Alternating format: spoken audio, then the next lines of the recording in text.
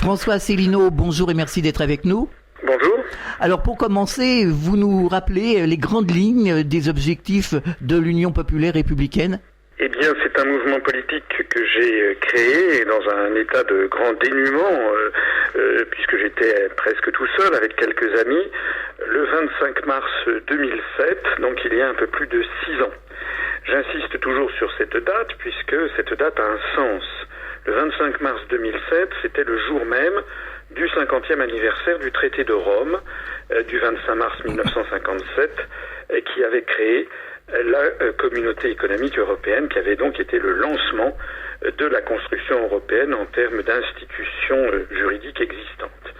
Alors si j'ai créé ce parti politique donc ce jour-là, eh bien c'est pour dans un sens très précis que même nos adversaires ne peuvent nier, c'est que voici un peu plus de 6 ans, j'ai créé ce mouvement pour appeler les Français, qu'ils soient de droite, du centre, de gauche, d'extrême droite ou d'extrême gauche, à laisser de côté pendant un certain temps leur division gauloise et à se rassembler sur l'essentiel, c'est-à-dire faire sortir la France de l'Union européenne, de l'euro, ainsi d'ailleurs que de l'OTAN. Alors quand j'ai créé ce mouvement il y a donc un peu plus de 6 ans, eh bien c'était un discours, des analyses que je faisais qui étaient très peu faciles à admettre par la plupart des gens, puisque à l'époque, rappelez-vous, il y a encore 6 ans, ma foi, l'économie ne se portait pas trop mal, et les gens, voyant souvent la vie au quotidien, ne se posaient pas trop de questions. En plus de ça, les questions européennes sont des questions compliquées, assez ennuyeuses, donc les gens ne veulent pas s'y intéresser. Et donc, quand j'appelais mes compatriotes à sortir de l'Union européenne, j'étais considéré, il y a un peu plus de 6 ans, un peu comme un original, pour pas dire un hurluberlu. Si j'avais fait ça, ça n'était pas parce que c'était pas une fantaisie de ma part, c'est parce que, je me permets de le rappeler, j'ai passé toutes les années 90 dans des cabinets ministériels et dans la haute fonction publique, puisque je suis fonctionnaire d'origine, ou fonctionnaire, je suis ancien élève de l'École nationale d'administration et je suis à l'inspection générale des finances, et donc j'ai vu tout au long des années 90, à la fois dans les allées du pouvoir et puis dans la haute administration, eh bien que notre pays en fait avait perdu tous les leviers de commande, sans que les Français l'aient parfaitement bien compris. Il y a encore beaucoup de Français qui ne l'ont pas parfaitement compris. Désormais, nous sommes dirigés par des institutions étrangères qui ne sont élues par personne, c'est-à-dire par la Commission européenne à Bruxelles, par la Banque centrale européenne à Francfort et par l'OTAN qui est à Bruxelles, mais qui est largement dirigée depuis Washington. Donc, lorsque j'ai créé ce mouvement, c'était pour appeler les Français à sortir de cette nasse, de ce piège, parce que j'avais anticipé à l'époque, d'abord que nous allions vers une très grave crise économique mondiale, et aussi que l'euro provoquerait des problèmes de plus en plus importants et amènerait progressivement une dictature sur le continent européen. C'est la raison d'ailleurs pour laquelle le slogan de notre mouvement, c'est l'union du peuple pour rétablir la démocratie, parce que c'est de ça qu'il s'agit. C'est lorsqu'on leur dit que nous voulons sortir de l'Union européenne, les gens pensent que nous sommes des nostalgiques, que nous serions des ringards, des gens qui n'auraient pas compris l'évolution du monde. Nous expliquons avec des analyses très précises que c'est le contraire qui est vrai, et que nous voulons d'abord et avant tout rétablir la démocratie. Alors, comme beaucoup de Français, 1 an après l'élection de François Hollande, les sondages sont en berne et la déception est au rendez-vous. Quel est votre sentiment sur la politique menée par le gouvernement ? Bien, écoutez, s'il y a des gens qui ne sont pas déçus, c'est moi-même et c'est toutes les personnes qui me font confiance.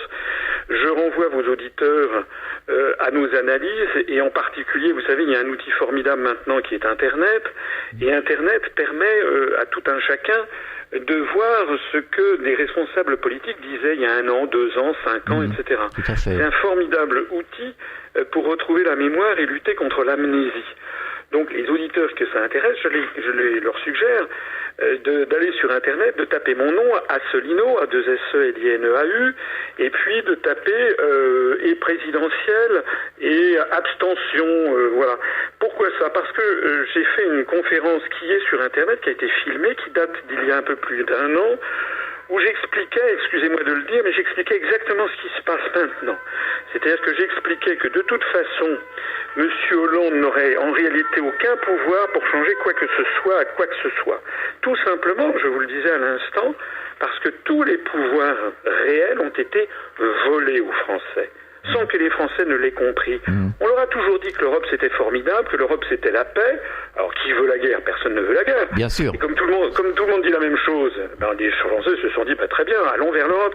Mais les Français ont fait ça de façon étourdie, quoique pas tellement étourdie, puisque je rappelle qu'ils ont quand même voté non à 55% en 2007, Tout à fait. que les européistes ont piétiné le référendum en imposant ce qui justement les Français avaient refusé. Ce qui est une preuve justement de ce que le processus est de plus en plus dictatorial. En attendant, les Français n'arrivent toujours pas à comprendre en profondeur que M. Hollande est une marionnette. C'est de ça qu'il s'agit. M. Hollande n'a pouvoir sur rien. Il n'a pas le pouvoir de décider de la politique monétaire, des taux d'intérêt. On vient d'apprendre d'ailleurs aujourd'hui même que la Banque Centrale Européenne vient de baisser les taux d'intérêt, ce dont je me félicite en termes macroéconomiques. Mais enfin, ce sont des décisions qui sont prises par un aréopage de gens non élus à Francfort, et les Français n'y peuvent rien. M. Hollande n'a aucune marge de manœuvre budgétaire. M. Hollande n'a aucune marge de manœuvre en matière de politique internationale, de diplomatie, en matière militaire. Nous sommes devenus les supplétifs des Américains, puisque l'Union européenne est en fait complètement sous la domination de l'OTAN. Enfin voilà. Donc, nous avions dit, je l'avais dit dans cette conférence, que les Français qui s'apprêtaient à voter pour François Hollande seraient terriblement déçus, puisque après avoir eu, vous vous rappelez, il y a un an, on parlait de Merkozy. Tout à fait. C'est-à-dire Mme Merkel et Sarkozy. Tout à fait. Vous avez dit, vous avez détesté Merkozy, vous allez avoir en horreur Merkolande. Nous avons Merkolande comme nous avions Merkozy. Voilà, c'est-à-dire que d'ailleurs, au passage, ceux qui croient que le retour de Sarkozy ou de Copé ou de Dieu sait qui changerait quoi que ce soit, ou de François Bayrou, ou même de monsieur, comment s'appelle-t-il, de monsieur Mélenchon ou de madame Le Pen, ceux qui croient que ça changerait se trompent. Bien sûr, c'est complètement ridicule. Nous resterons dans l'Union européenne, tant que nous resterons dans l'euro, nous ne changerons rien aux grandes décisions de notre pays dans les matières économiques, sociales, budgétaires, diplomatiques, commerciales, etc. et j'en passe. Alors justement, de ce fait, certains auditeurs nous disent régulièrement qu'ils ne croient plus aux politiques, il y a une perte de confiance en l'Europe et en la monnaie unique. Quel est votre avis concernant justement l'avenir de l'Europe?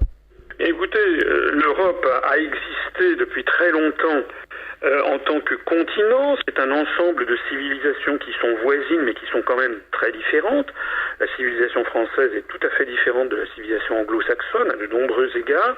Donc, si vous voulez, ça va durer.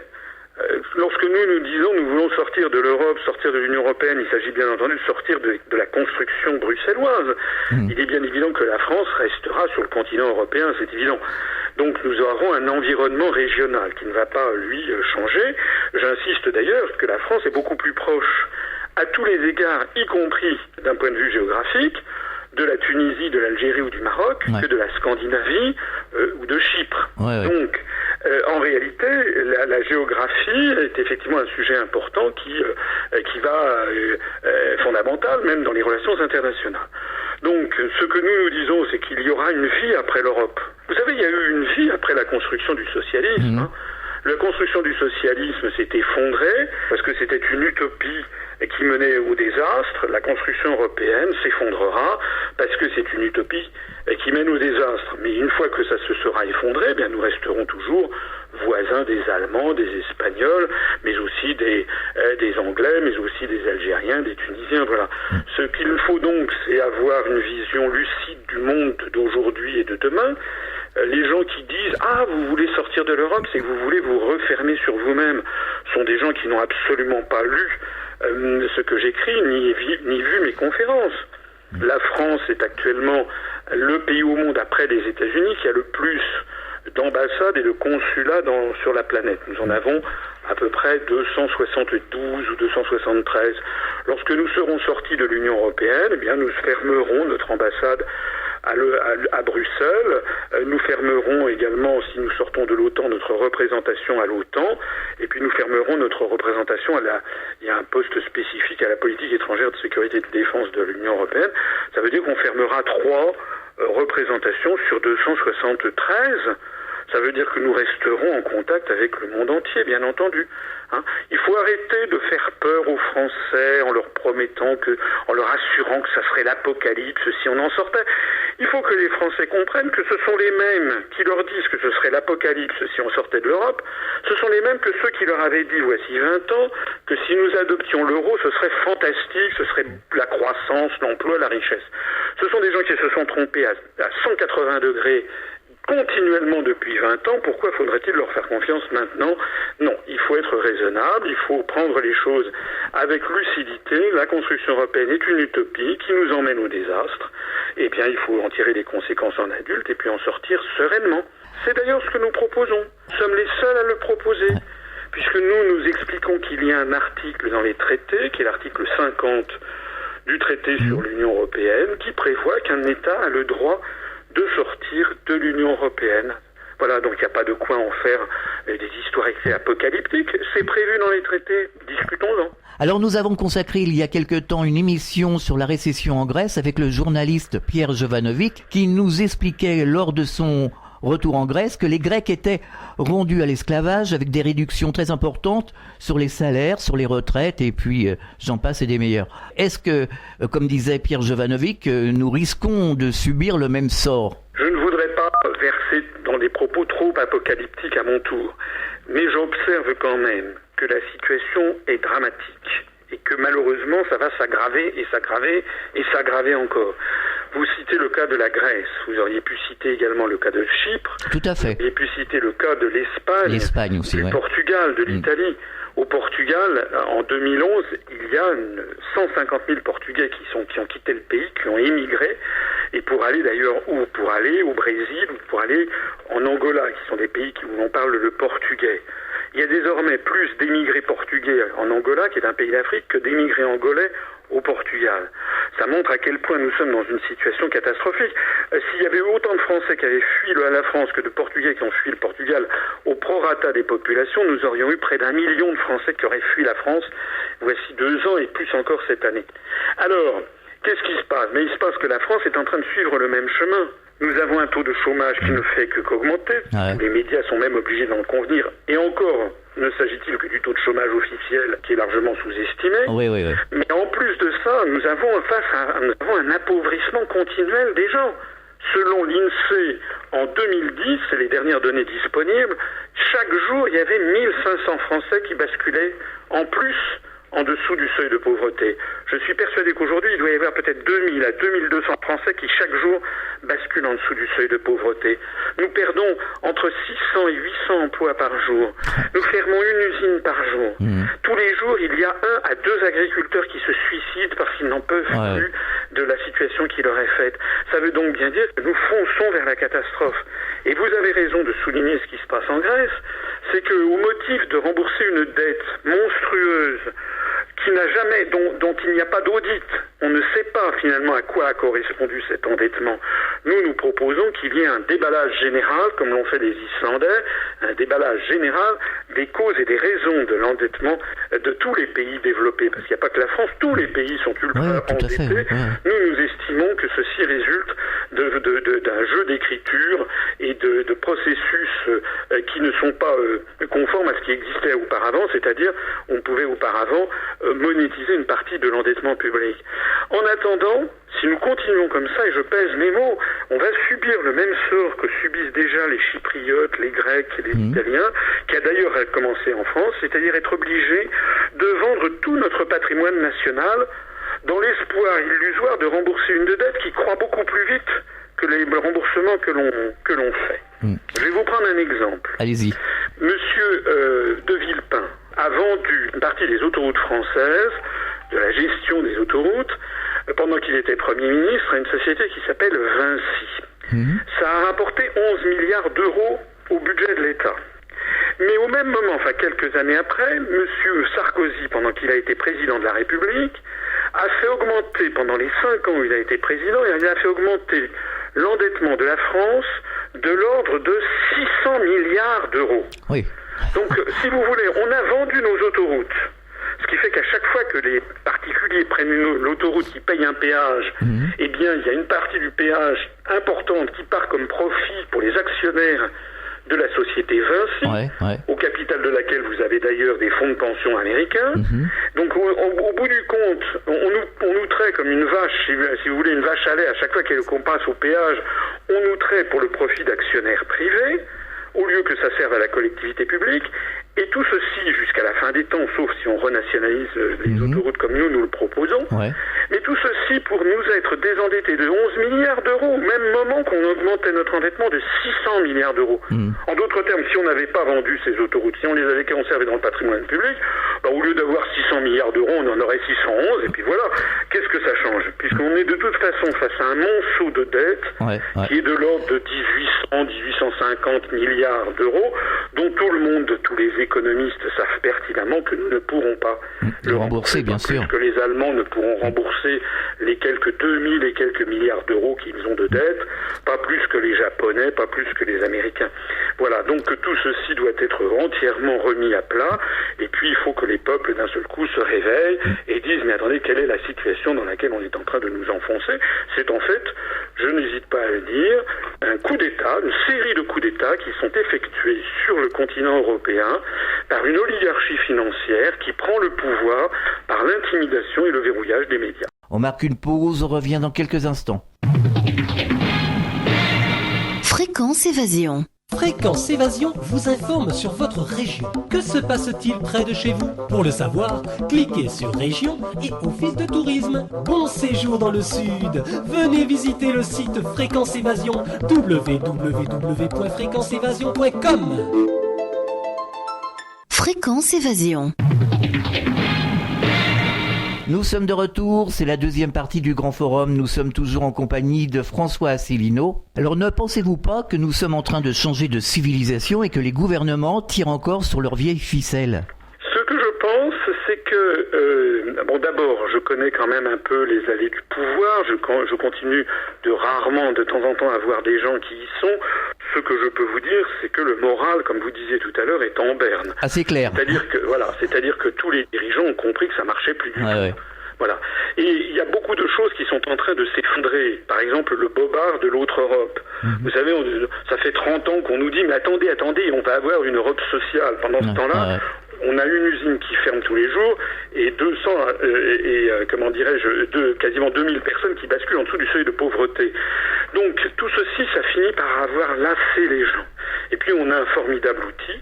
D'abord, on a des petites radios, des radios locales qui, elles, justement, ne sont pas assujetties au diktat des grands actionnaires qui maîtrisent les grands médias. Donc vous en êtes un exemple, qui, elles, ont gardé le sens de la démocratie et du débat démocratique et de laisser s'exprimer d'autres personnes que les seules voix autorisées sur TF1 ou sur Europe 1 ou RTL.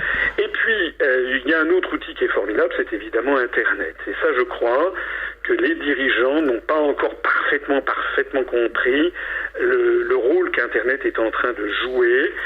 Je pense, j'aime bien l'histoire, vous savez, l'histoire, ça me rappelle le développement des débats politiques. Maintenant, ça se passe sur Internet, il y a de plus en plus de gens qui laissent tomber la télévision pour se porter sur Internet et pour y découvrir des analyses qui leur sont cachées et qui d'un seul coup leur donnent la clé de compréhension du monde. C'est un peu, ça rappelle un peu la période de 1787, 1788 en France, où se développait ce que l'on appelait les libelles, c'est-à-dire des journaux à peine clandestins, en tout cas qui n'avaient pas reçu l'autorisation royale pour paraître, et qui critiquaient terriblement la monarchie française.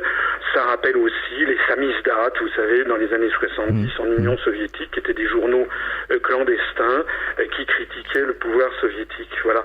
Et ben nous, on a à notre époque, au début du 3e millénaire, les libelles, les samizdat, ça a été remplacé maintenant par Internet.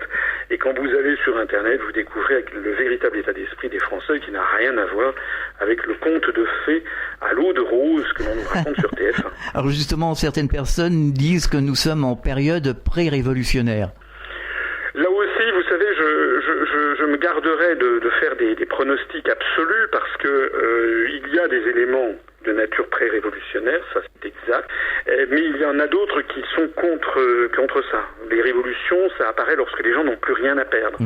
Or, actuellement, il y a encore beaucoup de Français qui ont des choses à perdre, ne serait-ce que perdre leur emploi, ne serait-ce parce que la plupart des gens sont endettés, ils se sont endettés, c'est toujours le pouvoir des banques, ils se sont endettés pour acheter une maison, un appartement, une voiture, ou voire des objets de consommation, donc les gens, ils ont besoin de garder leur emploi, c'est un peu ça qui tient les choses. Donc tant que les gens peuvent continuer à vivre un peu comme une autruche en se mettant la tête dans le sable, le système peut perdurer. Mais, comme je le disais tout à l'heure, il y a beaucoup de gens qui basculent en dessous du seuil de pauvreté, il y a beaucoup de gens qui basculent dans le chômage, et ça, ces gens-là n'ont plus rien à perdre. Donc il est certain que les tensions sociales vont s'accroître. Alors bon, révolution, ça dépend ce qu'on appelle une révolution. Oui, bien entendu. Bon, je ne suis pas sûr, personnellement, qu'il y aura une révolution violente, quoi qu'on ne sait jamais ce qui peut arriver, mais ce dont je suis en revanche sûr, c'est qu'à un horizon que je n'aurais pas l'audace de fixer, parce que je risquerais d'être démenti par les événements, mais je suis sûr que à horizon de quelques mois, quelques années, voire 10 ou 20 ans tout au plus, l'euro de toute façon va exploser. Ça peut arriver demain comme dans 10 ans, mais de toute façon ça explosera parce que le système n'est pas viable. D'ailleurs, j'explique dans une de mes conférences que toutes les monnaies plurinationales de l'histoire ont toujours explosé, donc l'euro n'en est qu'un nouvel exemple. Et puis je pense également que l'explosion de l'euro amènera la déliquescence brutale de l'ensemble de la construction européenne. Voilà. Il ne faut pas voir ça de façon négative. Comment dirais-je, négative et catastrophique. Encore une fois, ça ne sera pas la loi de la jungle.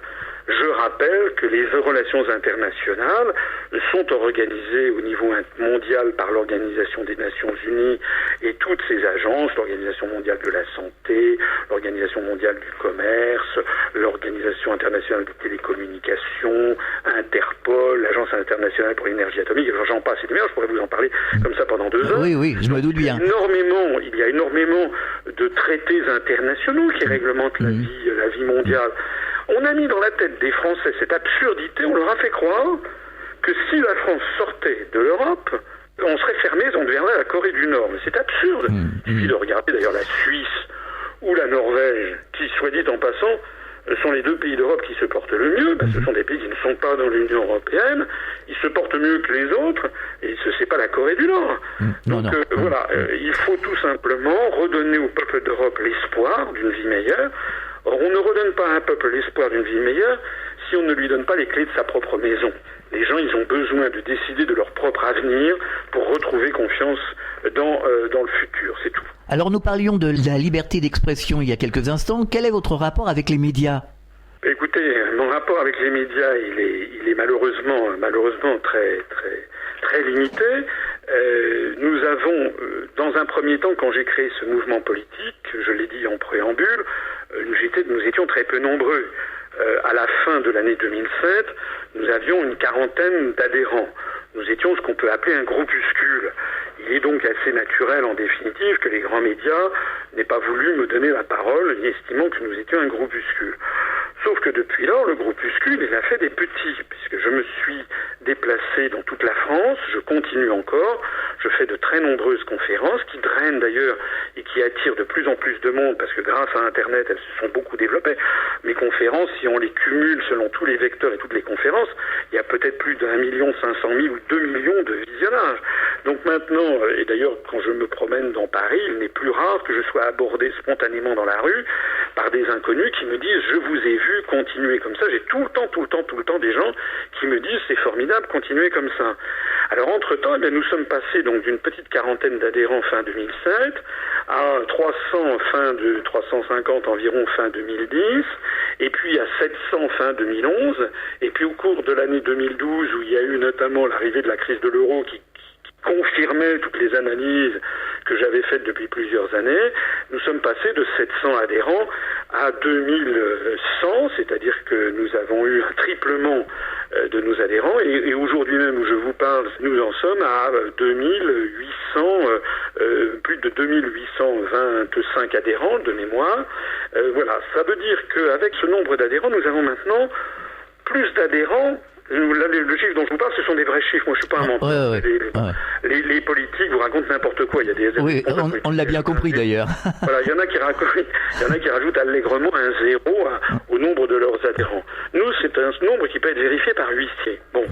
Avec 2825 adhérents, nous avons désormais plus d'adhérents que le NPA de M. Besancenot. Il l'a reconnu lui-même d'ailleurs à la télé. Il a dit qu'il en avait 2500. Et puis nous en avons très probablement au moins autant, sinon davantage, que M. Dupont-Aignan avec DLR ou que Mme Boutin avec le Parti chrétien-démocrate.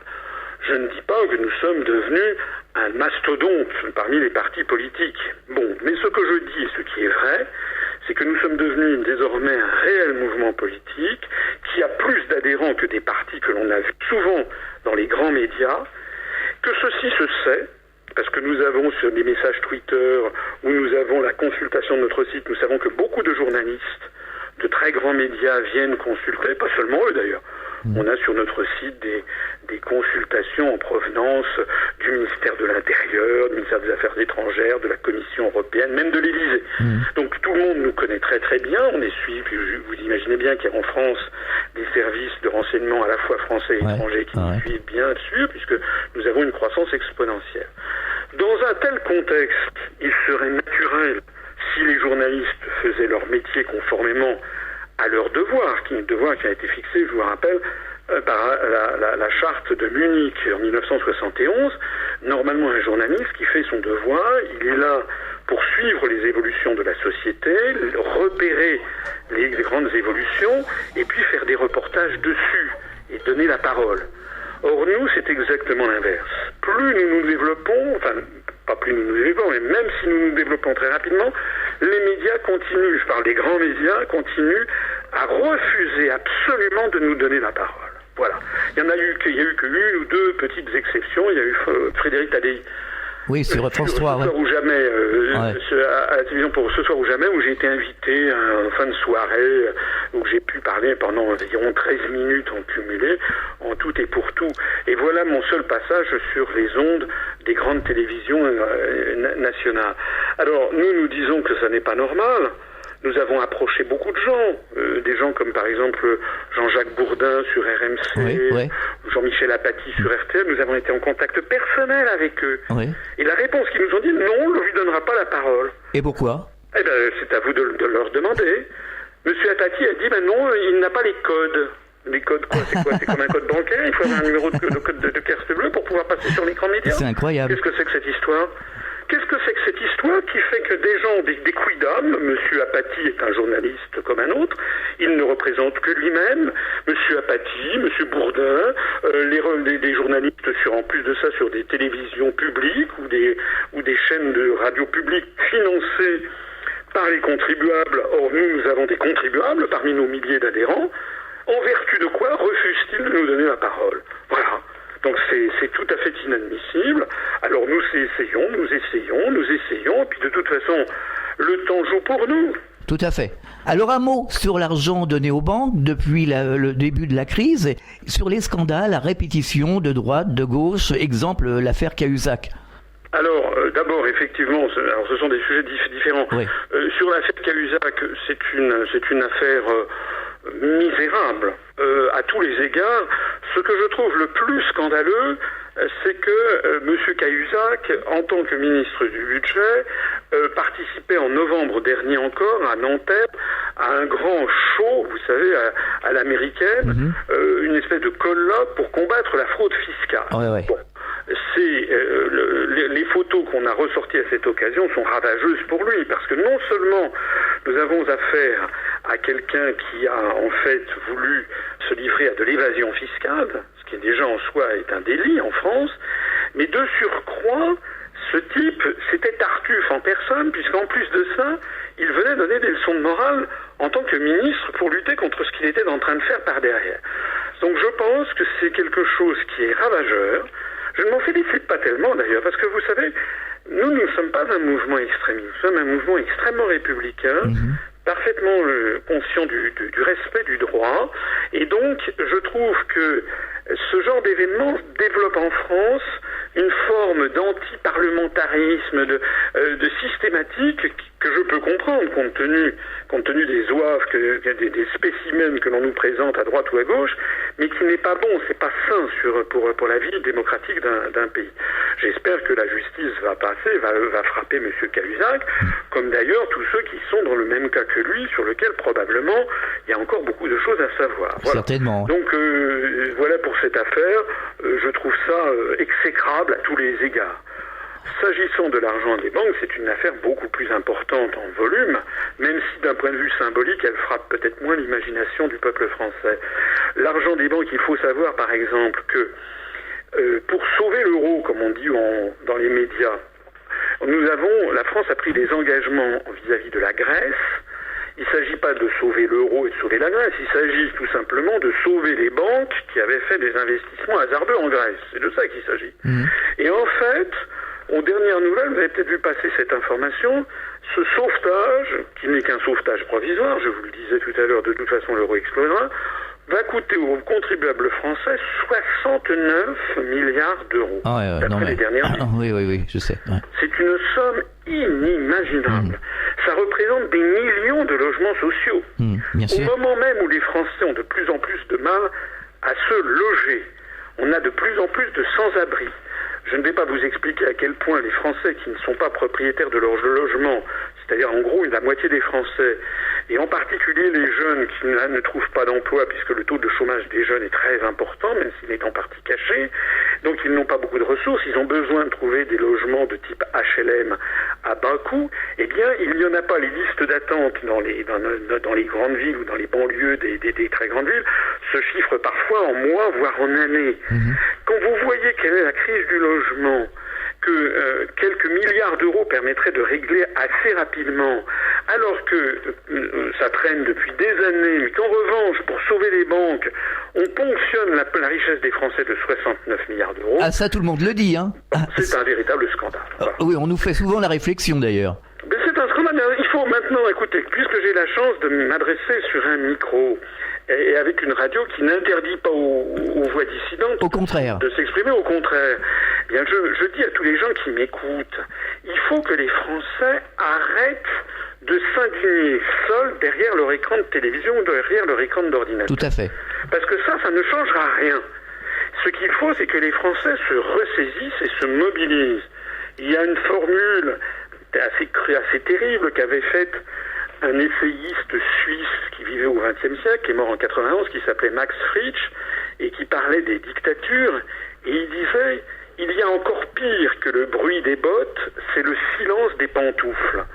C'est-à-dire que ce qui assure la solidité d'une dictature, finalement, c'est moins le bruit des bottes des soldats. D'ailleurs, il n'y a plus de soldats. Nous, maintenant, les armées qui nous dominent, ce sont les médias qui nous lavent le cerveau continuellement à la télévision. Donc, il y a pire que ça. Ce qui est pire, c'est la passivité. C'est l'apathie, l'inertie du peuple français qui finalement baisse la tête au lieu de se rebeller. Nous leur apportons une offre politique totalement nouvelle. Nous leur disons qu'il faut qu'ils laissent de côté tous les autres mouvements politiques parce que sinon on n'en sortira jamais.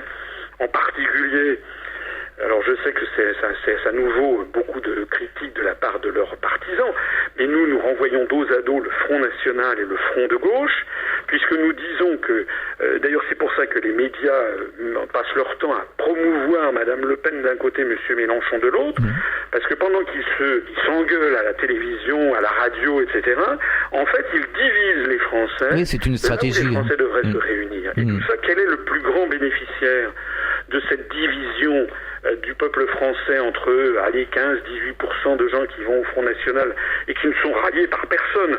La capacité de rassemblement du Front National au deuxième tour est nulle. Ils font beaucoup de voix au premier tour et après au deuxième tour ils ne rassemblent personne. Et puis à gauche vous avez le Front de gauche qui a fait 10-12%. Et lui aussi il a une capacité de rassemblement au deuxième tour qui est extrêmement faible. Eh bien cette division qui est cultivée, qui est médiatisée systématiquement par les médias, eh bien c'est ça qui est l'assurance tout risque du système. Donc nous disons à tous les Français, je le disais tout à l'heure en préambule, laissez de côté tout ça, provisoirement. Provisoirement, il ne s'agit pas jusqu'à la fin des temps de dire que les Français vont se rassembler, c'est pas possible. C'est normal qu'il y ait une droite, normal qu'il y ait une gauche. Mais en temps de crise aiguë, c'est comme au moment de l'occupation, lorsque les Français avaient perdu leur pouvoir. C'était la dernière fois que c'est arrivé dans notre longue histoire. C'est arrivé plusieurs fois dans notre histoire que les Français perdent le pouvoir. C'est arrivé la dernière fois, c'était en 40. De 40 à 44, les Français, au bout d'un certain moment, ça a été difficile, mais ils ont fini par se rassembler dans le Conseil national de la résistance, en mettant de côté leurs différences, parce qu'il y avait beaucoup de différences, entre De Gaulle, les communistes, les chrétiens, les socialistes, les socio-chrétiens, les patrons, les ouvriers, il y avait tout au Conseil national de la résistance. Mais ils étaient tous tombés d'accord sur le fait qu'il fallait provisoirement mettre ces différences de côté pour récupérer la souveraineté de la France, c'est-à-dire notre droit à décider de notre propre avenir. On propose ça aux Français, et comme on est cohérent avec nous-mêmes, nous nous focalisons dans notre programme, sur un programme d'ailleurs qui est inspiré de celui du Conseil national de la résistance, et nous mettons de côté systématiquement tous les sujets qui fâchent. Les sujets qui fâchent pour rien. Ou pas pour grand-chose. Donc les sujets polémiques, vous savez, les sujets sociétaux, comme l'euthanasie, le mariage pour tous. Oui, justement. Ou aussi des sujets comme l'énergie nucléaire, la fiscalité des entreprises, la fiscalité du patrimoine. Tout ça, ce sont des sujets qui sont importants, qui ne le sont pas. Mais je dis que ce sont des sujets secondaires par rapport au sujet principal qui est de récupérer la souveraineté de la France. Et si nous prenons des positions dans un sens ou dans un autre, eh bien nous ferions fuir les Français de droite ou les Français de gauche, selon les positions que nous prendrions. C'est exactement ce petit jeu auquel se livrent le Front National et le Front de gauche, qui s'affrontent, c'est d'ailleurs leur terme, c'était front. Nous ne sommes pas un front, nous sommes une union. Nous sommes une union populaire républicaine, l'UPR, dont la vocation, c'est justement de rassembler les Français de bonne volonté, en disant, pour l'instant, il faut d'abord et avant tout récupérer notre souveraineté. On marque une pause, on revient dans quelques instants. Fréquence Évasion. Fréquence Évasion vous informe sur votre région. Que se passe-t-il près de chez vous? Pour le savoir, cliquez sur Région et Office de tourisme. Bon séjour dans le Sud. Venez visiter le site Fréquence Évasion, www.fréquenceévasion.com. Fréquence Évasion. Nous sommes de retour sur Fréquence Évasion, c'est le grand forum. Nous sommes toujours en compagnie de François Asselineau. Alors certains de nos auditeurs, et c'est quand même assez récurrent, s'étonnent qu'on n'arrive pas à lutter contre les paradis fiscaux. Le président Sarkozy n'y est pas arrivé. Comment se fait-il ?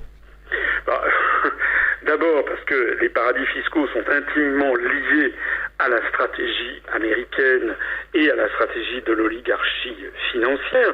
Or, c'est justement eux qui tirent les ficelles de la construction européenne. Nous sommes, je me permets de le signaler au passage, le seul mouvement politique français qui explique aux Français que la construction européenne n'est pas une invention de Robert Schuman ni de Jean Monnet, que ce sont les États-Unis d'Amérique, que c'est Dean Acheson notamment et Truman qui en ont eu l'initiative et qui n'ont cessé que de financer cette construction depuis les années 50, et ils continuent encore d'ailleurs. Ce sont les Américains qui exigent de faire entrer la Turquie dans l'Union européenne, parce que la Turquie est membre de l'OTAN, et il s'agit de faire coïncider dans leur esprit l'OTAN et l'Union européenne, qui n'est que la face civile de la même médaille d'asservissement à l'empire euro-atlantiste qu'ils veulent élaborer. Alors, dans ces conditions, les paradis fiscaux, excusez-moi, mais c'est un peu un sous-produit de tout ça. Ouais. Comment voulez-vous lutter contre les paradis fiscaux lorsque vous avez, au sein de l'Union européenne, des États qui sont en eux-mêmes des paradis fiscaux? Je pense par exemple au Luxembourg, ou bien je pense à l'Autriche, ou bien je pense également, on en parle peu, mais au Royaume-Uni, il y a quand même l'île de Man. Voilà, vous avez donc des États dont l'intérêt, d'ailleurs Chypre était presque un paradis fiscal, l'intérêt national est justement d'empêcher toute mesure trop contraignante contre les paradis fiscaux. Donc je vous rappelle que les traités ne peuvent être modifiés qu'à l'unanimité. Et donc un seul État, le Luxembourg par exemple, pourrait tout bloquer. Voilà. Donc en fait, effectivement, à chaque fois, mais on retombe toujours sur la même chose. À chaque élection, je l'ai dit plus tôt dans notre entretien, vous savez, à chaque élection, vous avez des gens qui vous promettent une autre Europe. Il y en a qui vous disent on va faire une Europe qui marche. On dit beaucoup de choses, hein. On dit beaucoup de choses. Sociale. Il y en a d'autres qui ont dit on va faire une Europe des travailleurs, une Europe écologique, une Europe des nations, etc. Mais tous ces gens, ils oublient de dire que la France, c'est un État sur 27. Bientôt, d'ailleurs, au 1er juillet, vous savez, la Croatie va rentrer, ça sera un État sur 28. Donc la France, même si c'est vrai que la France est un État important, je ne vais pas dire le contraire, mais nous on nous ligote avec 26 et bientôt 27 autres États différents, et on est sommé d'avoir la même politique sous peine d'unanimité, avec contrainte d'unanimité. Donc les promesses qui sont faites aux Français en leur disant je veux une Europe comme si, mais c'est pas aux Français qu'il faudrait le dire. C'est pas aux Français que M. Hollande doit dire je vais lutter contre les paradis fiscaux, je veux une Europe sociale. C'est pas aux Français que M. Cohn-Bendit doit dire je veux faire une Europe écologique. C'est pas aux Français que M. Mélenchon doit dire je veux faire une Europe entièrement nouvelle, une Europe des travailleurs. Ils doivent d'abord aller le dire aux 26 autres peuples, et notamment aux 26 autres chefs de gouvernement. Ils doivent aller le dire à Mme Merkel, ils doivent aller le dire à M. Cameron, ils doivent aller le dire au Premier ministre de la Finlande, ils doivent aller le dire au Premier ministre luxembourgeois, au Premier ministre néerlandais. C'est à tous ces gens-là qu'ils doivent aller le dire. Et pourquoi ils ne le font pas? Parce qu'ils savent très bien qu'on leur fermera la porte au nez. Tout à fait. Donc ils préfèrent entretenir les Français dans l'illusion qu'ils vont changer les choses alors qu'ils ne changeront rien. Vous savez, ça fait maintenant longtemps que ça dure. Ah ça oui, c'est sûr. En 1997, lorsqu'il y avait eu la dissolution, Lionel Jospin, le programme du Parti Socialiste, en 1997 pour les législatives, avait été qu'il allait remettre en question les critères de Maastricht. Il n'a rien remis en question du tout, ça ne dépendait pas que de la France. Alors justement, un auditeur qui nous a envoyé par mail une question pour vous, François Asselineau. Il en a ras-le-bol, il cherche du travail. Une question donc de cet auditeur, Saïd, Paris 18e, concernant l'emploi des Français en Allemagne. Il s'étonne que l'on ne facilite pas l'intégration des Français désirant travailler dans des entreprises françaises qui sont en Allemagne. Oui, enfin d'abord, je ne suis pas sûr que ces entreprises françaises qui sont en Allemagne embauchent à tour de bras. Voilà. Actuellement, la situation en Allemagne est quand même... On nous la présente dans les médias comme si c'était formidable. C'est tout sauf formidable. La situation actuellement en Allemagne, aux dernières nouvelles, le taux de croissance pour 2013 en Allemagne sera de 0,3, c'est-à-dire à peu près rien. Alors c'est vrai que c'est pas la récession, mais enfin c'est pas brillant du tout. Ouais. C'est à peu près rien.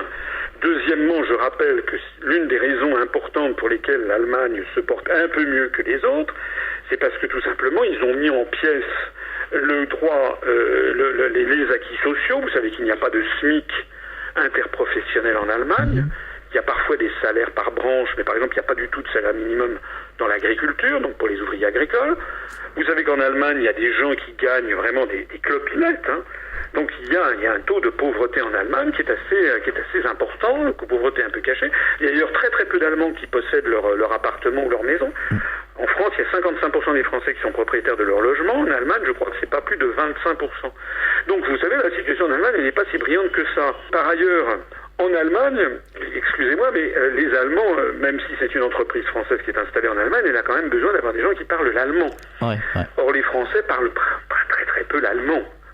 On revient sur le problème des langues, et puis j'ajoute que finalement, il n'y a pas non plus énormément de Français qui sont disposés à aller s'installer en Allemagne. Le monde d'aujourd'hui, vous savez, c'est un monde où les gens ne rêvent pas de l'Europe. Moi, je vois autour de moi, je veux dire, un neveu, et je vois pas seulement mon neveu, mais je connais pas mal de jeunes ou de moins jeunes. Les gens, ils vont s'installer à l'autre bout du monde. Mon neveu vient de s'installer en Australie. Il y a des gens qui vont s'installer, qui vont faire des stages aux États-Unis, au Japon. Oui, on en parle beaucoup, oui. Voilà. Donc, vouloir limiter le périmètre de nos intérêts à l'Union européenne et à l'Allemagne est quelque chose qui est absurde, en fait. Ça ne correspond pas à la réalité. Aujourd'hui, concrètement, quelles sont les solutions pour nous en sortir ? Parce que les politiques parlent beaucoup, on va faire ci, on va faire ça, ça reste verbal. Ils ne disent jamais comment ils vont faire, quels outils ils vont prendre pour faire ce qu'ils prétendent dire. Alors, ça reboucle sur une question que vous m'aviez posée tout à l'heure, à laquelle je n'ai pas tout à fait bien répondu et sur laquelle je voudrais revenir. Vous me disiez que justement les Français étaient un peu dégoûtés par les politiques. Ah oui, tout à fait, oui. Alors, il faut bien comprendre que nous sommes dans une société complexe et que les sujets sont un peu compliqués. En particulier, la question européenne est compliquée. Dès que vous parlez autour de vous, si vous avez des amis, de la famille, des collègues, si vous commencez à leur parler de l'Europe, au bout de 5 minutes, il y a des gens qui vont commencer à bailler en disant « mais t'as pas autre chose à nous raconter parce que c'est vraiment, ce que tu nous racontes est vraiment extrêmement ennuyeux ». Voilà. Donc, pour la première fois dans l'histoire du monde, nous avons une dictature, parce que je n'ai pas peur d'utiliser le véritable mot. Il s'agit d'une dictature, c'est-à-dire d'une construction politique qui écarte de plus en plus les élections et le vote des peuples. Nous avons une dictature qui se met en place, non pas de façon coercitive avec la police, l'armée, des chars dans les rues, une police politique, etc., comme c'était le cas du temps d'Hitler, de Staline ou de tous les dictateurs connus du XXe siècle. Non, on a pour la première fois une dictature qui s'installe par l'ennui et la complexité. Voilà. Donc c'est tellement ennuyeux que les Français ne veulent pas s'en préoccuper. Alors, nous disons que malheureusement, il faut s'en occuper un petit peu. C'est pour ça que depuis maintenant 6 ans, je parcours la France en faisant des conférences. La plupart sont disponibles sur Internet. Il suffit d'aller sur notre site Union Populaire Républicaine et vous les trouverez dans les onglets. Voilà. Donc j'explique conférence par conférence, en faisant preuve, je l'espère du moins, de la plus grande pédagogie possible, où j'explique aux Français ce qui se passe et d'où viennent les problèmes. Par exemple, les délocalisations. Les délocalisations angoissent terriblement les Français. Mais la première question que devraient se poser les Français, c'est pourquoi on parle des délocalisations maintenant et qu'on n'en parlait pas il y a 30 ans. Du temps de Gaulle, de Pompidou, de Giscard, de Mitterrand, il n'y avait pas de délocalisation au début de Mitterrand. Tout à fait. Ouais. Alors qu'est-ce qui s'est passé ?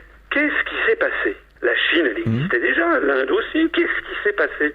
Ce qui s'est passé, que personne sauf l'UPR n'explique aux Français, c'est qu'avant, lorsqu'une entreprise, si une entreprise avait voulu délocaliser sa production pour l'installer au Maroc, en Inde, en Chine ou je ne sais pas où, elle devait donc sortir des milliards de francs pour installer une nouvelle usine, en tout cas des centaines de millions de francs, et donc devait demander l'autorisation du ministère français des Finances, la direction du Trésor. Ça s'appelait le contrôle des mouvements de capitaux. Contrôle ne veut pas dire interdiction, ça veut dire contrôle. Ça veut dire que dans certains cas, l'État disait oui, et puis dans certains cas, l'État disait non. Voilà. Et en général, il disait non, sauf, par exemple, si on estimait que c'était bien pour la France. Par exemple, lorsque Peugeot avait voulu investir en Iran pour fabriquer des automobiles, l'État avait dit oui, parce que ça permettait à une entreprise française de prendre pied sur le marché iranien, d'y fabriquer des véhicules sous licence Peugeot, et puis, comme par ailleurs, on était également les maîtres de notre commerce extérieur, on était sûr que ces voitures fabriquées à très bas coût en Iran ne seraient pas réimportées en France. Voilà, c'était du protectionnisme intelligent, et il y avait du commerce extérieur, mais on limitait l'impact pour préserver le niveau de vie des Français. Alors ce qui s'est passé, pourquoi ça ne marche plus maintenant ? C'est le traité de Maastricht, qui a ensuite été repris dans les traités européens. Actuellement, c'est l'article 63 du traité sur le fonctionnement de l'Union européenne. Cet article, et c'est vrai depuis Maastricht, donc depuis 1992, il interdit tous les contrôles de mouvements de capitaux. Ça veut donc dire que désormais, lorsqu'une entreprise française veut construire une usine à l'autre bout du monde, si possible d'ailleurs dans des pays à très très bas coût de salaire où on fait travailler les enfants, ou bien où on paye les gens par exemple 1 euro par jour dans des conditions de travail épouvantables, maintenant cette entreprise elle a le droit de le faire, plus personne ne peut s'y opposer. Donc nous, ce que nous disons, c'est que nous disions, ça fait des années que je le dis, je l'expliquais déjà l'année dernière, au moment de l'élection, j'ai dit, Monsieur Montebourg, c'est une marionnette. Il dit qu'il va lutter contre les délocalisations, mais tant que nous sommes dans le cadre des traités européens, et dans le cadre de cet article 63 notamment, on ne peut pas s'opposer à ce qu'une entreprise française, quelle qu'elle soit, fasse des délocalisations. Donc, voilà un exemple très concret. Si nous voulons lutter, et il faut le faire, parce qu'on est en train de ruiner non seulement la France, mais nos enfants, nos petits-enfants, etc. On va leur laisser un pays où il n'y aura plus d'industrie, c'est-à-dire un pays pauvre. Donc si on veut arrêter cette hémorragie quotidienne d'entreprises, il faut que l'État reprenne les manettes. Reprendre les manettes, ça veut dire qu'il réintroduise un contrôle des mouvements de capitaux. Réintroduire un mouvement de capitaux, un contrôle des mouvements de capitaux, ça veut dire s'opposer à l'article 63, ça veut donc dire dénoncer cet article, ça veut donc dire dénoncer le traité qui nous ligote avec les autres. D'ailleurs, au passage, cette dénonciation permettra de lutter également contre les achats venant de l'étranger. Vous savez, les Français s'en émeuvent à juste titre, Par exemple, l'émir du Qatar rachète oui, absolument. les hôtels de luxe. L'émir du Qatar est en train de tout racheter. L'autre jour, on apprenait que c'était un Chinois propriétaire de casino à Macao qui a racheté le château de Gevrey-Chambertin en Bourgogne. On apprend que tel ou tel grand groupe américain rachète ci ou rachète ça.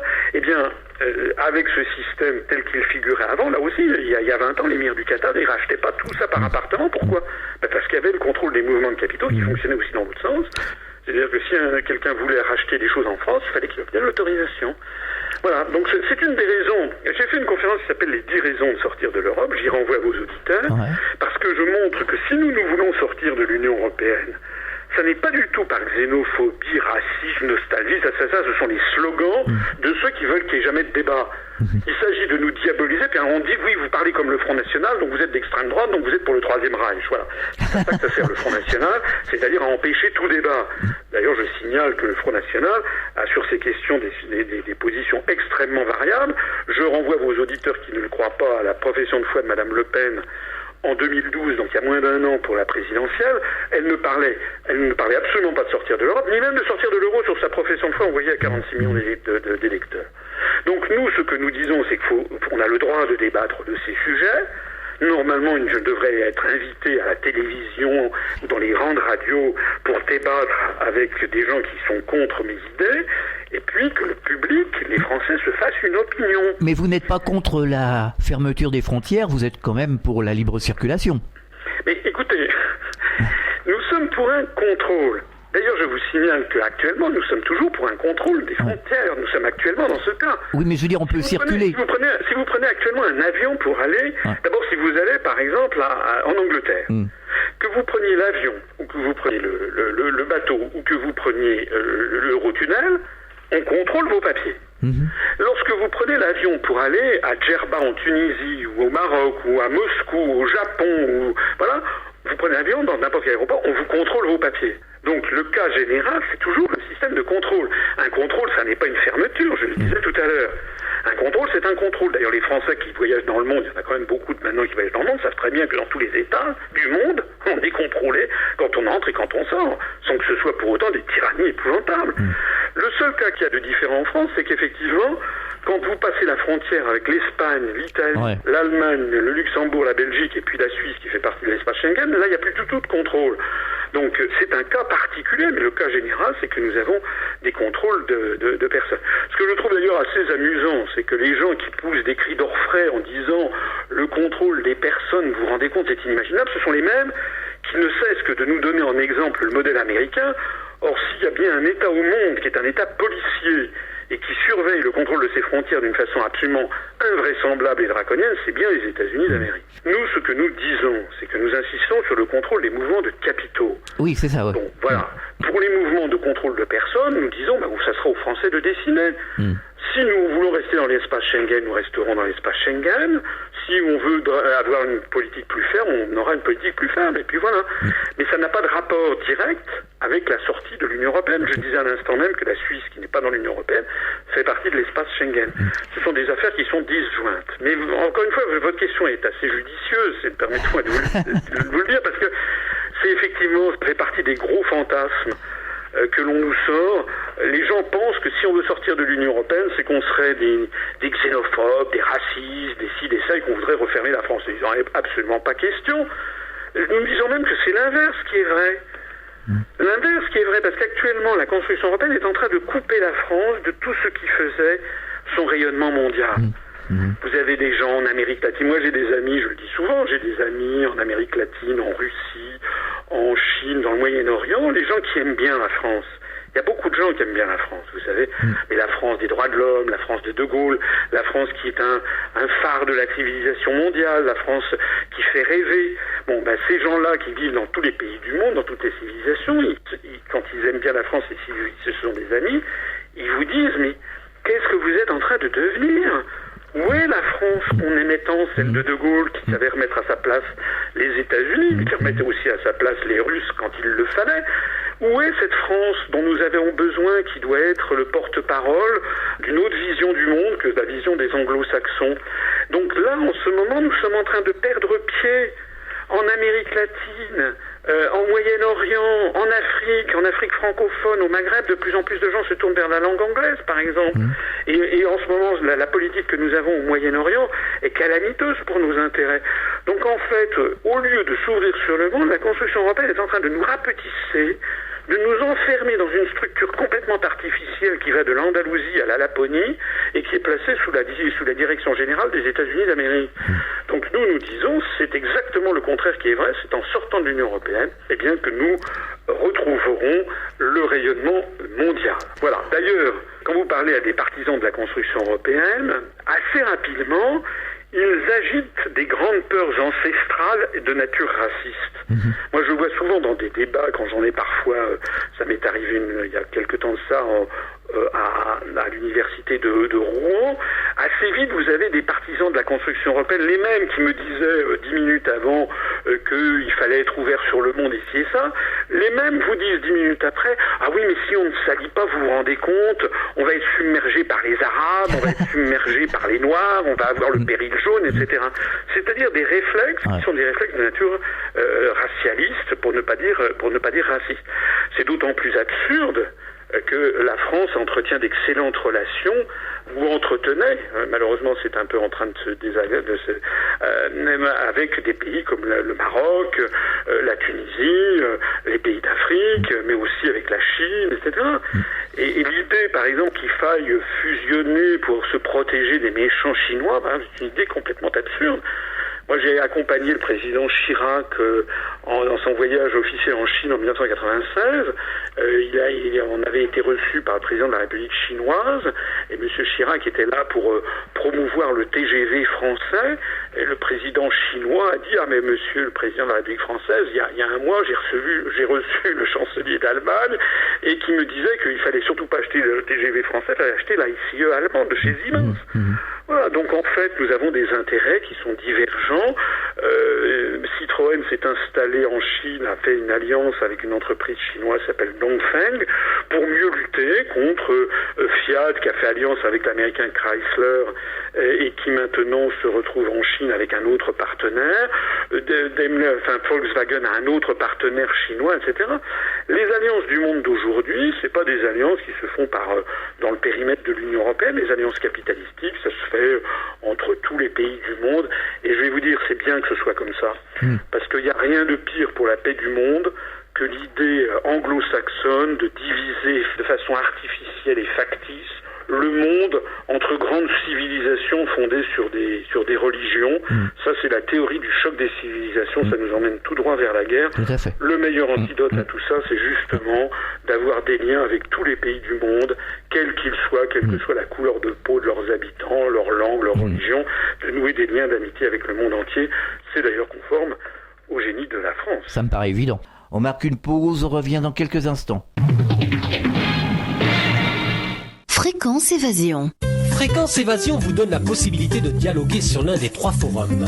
Paranormal, région et musique. Venez dialoguer sur les forums Fréquence Évasion. Cliquez sur Forum. Bon surf sur le site de Fréquence Évasion, www.fréquenceévasion.com. Fréquence Évasion.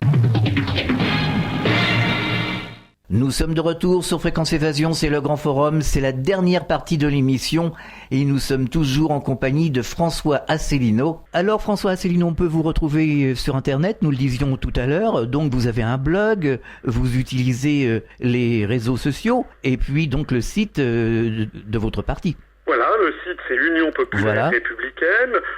Si vos auditeurs sont intéressés, ils mettent mon nom également, Asselineau, A2SELINEAU, et puis après, ils se laissent guider sur ce qu'ils trouveront selon les moteurs de recherche.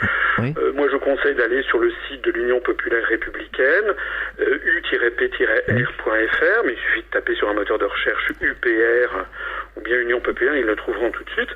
Sur notre site, il y a beaucoup d'éléments d'information, et en particulier, il y a un onglet où ils pourront aller voir toutes les conférences qui sont en ligne. Les forums. Je souhaite bien du loisir parce que mes conférences font souvent plusieurs heures, mais ils peuvent les écouter par morceaux. Il y a aussi des morceaux choisis parfois. Et puis voilà. Vous organisez des forums ? Alors ils peuvent aussi aussi aller sur nous avons 2 pages Facebook qui sont extrêmement actives, qui sont parmi les plus actives des pages Facebook politiques. Notre site lui-même est classé au niveau mondial comme le 4e site politique français le plus consulté, ce qui montre quand même notre progression fantastique. Je voudrais dire une chose, si vous me le permettez encore, c'est que il y a souvent des gens qui disent oui, tout ce que vous dites est passionnant, c'est fantastique, mais malheureusement c'est trop long, vous faites des conférences de 3 heures, c'est trop long. Alors je réponds oui, c'est vrai que c'est très long, ça je reconnais, mais d'abord ils peuvent couper ça par petits morceaux et puis voir ça en l'espace de 3-4 jours. Et puis surtout ce que je dis aux gens, et ça c'est, je renvoie ça, les Français devant leur propre responsabilité. Parce que les gens qui me disent ça sont pour l'essentiel des gens qui, eux, n'hésitent pas à consacrer 3 heures, 4 heures, 5 heures, 10 heures à chercher un nouveau forfait téléphonique. Je suis chez Bouygues, est-ce que je vais passer chez Free ou est-ce que je vais rester chez SFR? Ils vont passer des heures à chercher un nouveau téléphone, un nouvel ordinateur. Là, ils vont y passer des heures et des heures en comparant, en regardant des revues de consommateurs, en regardant les spécificités techniques de tel ou tel produit, comme un téléphone, comme leur nouvel iPhone. Je signale que les téléphones, ils ont une durée de vie limitée de 2 ans. C'est l'obsolescence programmée. Donc ce qui est vraiment un problème, il faut vraiment que les Français se ressaisissent, c'est qu'il faut qu'ils arrêtent de considérer qu'il est tout à fait normal de consacrer 10 heures à chercher un nouveau téléphone, mais qu'on ne peut pas passer plus de 3 minutes à se poser des questions politiques sur l'avenir de son propre pays. Ouais, tout à fait. Qu'est-ce qui est le plus important? C'est d'avoir un téléphone, un bon téléphone pendant 2 ans, et dans 2 ans il va être bon à acheter à la poubelle, ou bien de réfléchir en adulte sur son propre destin et le destin de son conjoint, de ses amis, de ses enfants, de ses petits-enfants, des gens que l'on aime. Il faut donc que les Français comprennent que la guerre qui leur est livrée, je l'ai déjà dit tout à l'heure, j'y reviens, c'est d'abord une guerre de complexité intellectuelle, et donc ça nécessite en effet que les gens acceptent de passer quelques heures à réfléchir et à prendre connaissance d'informations dont les grands médias les sèvrent, enfin ne leur donnent pas, afin qu'ils comprennent effectivement ce qui se passe. En tout cas, c'est comme ça que nous progressons, parce que les gens qui rejoignent notre mouvement n'adhèrent pas spontanément. Souvent, puisque évidemment, comme nous sommes partis de zéro, les gens qui viennent, ce sont des gens qui ne nous connaissaient pas, qui en général étaient d'ailleurs plutôt pour l'Europe, puisque tout le monde est pour l'Europe, c'est ce que l'on ne cesse de mettre dans la tête des Français, du berceau à la tombe. Donc on leur met dans la tête du berceau à la tombe que l'Europe c'est quelque chose de formidable, et donc les Français sont pour. Alors les gens qui nous découvrent dans un premier temps ont souvent une réaction de stupéfaction, parfois même d'indignation, etc. Mais s'ils sont honnêtes intellectuellement, il y a beaucoup de Français qui sont honnêtes intellectuellement, ils commencent à écouter ce que je leur dis, les références, et tout ce que je leur dis, c'est parfaitement sourcé. Donc après, les gens, ils vont vérifier. Est-ce que cette information est exacte? Est-ce que cet article existe en effet? Est-ce que le discours de M. Bush à l'université de Varsovie, est-ce que l'interview du président Eisenhower, du général Eisenhower, dans le Paris Match d'octobre 1951 qu'il cite, est-ce que c'est vrai? Donc tout ça, c'est très très précis, et puis progressivement, les gens découvrent qu'en effet, tout ce que je dis, d'abord est parfaitement valide. Vous savez, c'est mon métier, un inspecteur général des finances, c'est quelqu'un qui ne peut, par principe, ce qu'on nous apprend à l'inspection, c'est que tout ce que nous disons doit toujours être absolument certain, doit être validé par des sources irréfutables. Donc les gens découvrent que ce que je dis est vrai, et d'un seul coup, ils commencent à comprendre tout ce qu'ils ne comprenaient pas auparavant. Alors résultat, les gens mettent souvent plusieurs mois à adhérer, mais ça nous fait ensuite des adhérents qui sont absolument fiables et totalement convaincus de la justesse de notre position, d'un mouvement totalement républicain. Et puis, une fois que vous avez adhéré à l'UPR, vous n'en partez plus, parce que vous avez d'un seul coup les clés de compréhension de ce qui est en train d'arriver. Tous les événements nouveaux qui arrivent ne cessent que de donner de l'eau à notre moulin. Alors justement, pour terminer cette fois-ci, est-ce que vous avez un message adressé aux auditeurs préoccupés par la situation actuelle, là, tout de suite? Je leur dirais ce que je viens de vous dire, c'est-à-dire, ne croyez pas que le changement viendra d'autre phénomène que de vous-même. Il faut que les Français se redressent. C'est ce que disait De Gaulle aux Français, redressez-vous. Se redresser, ça veut dire quoi? Ça veut dire d'un seul coup enlever les œillères que l'on a. Ça veut dire partir, faire un acte positif et actif, aller chercher soi-même l'information et accepter mentalement d'avoir l'esprit ouvert en se disant je n'ai plus d'a priori, je vais regarder, je vais écouter ce que dit ce monsieur que je viens d'entendre. Voilà. qu'ils aillent visionner mes conférences, qu'ils aillent sur notre site et qu'ensuite, eh bien, ils réfléchissent en leur âme et conscience. Moi, je ne demande rien de mieux que de débattre à la télévision, je l'ai proposé un nombre de fois d'ailleurs incalculable, soit avec des journalistes politiques ou économiques. J'ai été invité une fois sur BFM Business avec Nicolas Dose, il y a 2 ans, soit surtout avec des grands leaders politiques. Moi, je demande à débattre avec Madame Le Pen, Monsieur Mélenchon, Monsieur Copé, Monsieur Désir, Monsieur Bayrou. Mais naturellement, ils ne veulent jamais. Ils ne veulent absolument pas débattre avec moi parce que je pense qu'en réalité, excusez-moi de le dire comme je le pense, mais je pense qu'ils ont peur. Ils ont peur parce qu'il se trouve que je connais mes dossiers à fond, parce que c'est ma formation. Voilà, on nous apprend à bien connaître les dossiers d'un point de vue technique. Et puis, j'ai des analyses sur lesquelles, eh bien, ils ne savent pas forcément très bien quoi répondre. Voilà. Merci François Asselineau pour votre participation à cette émission et bon courage.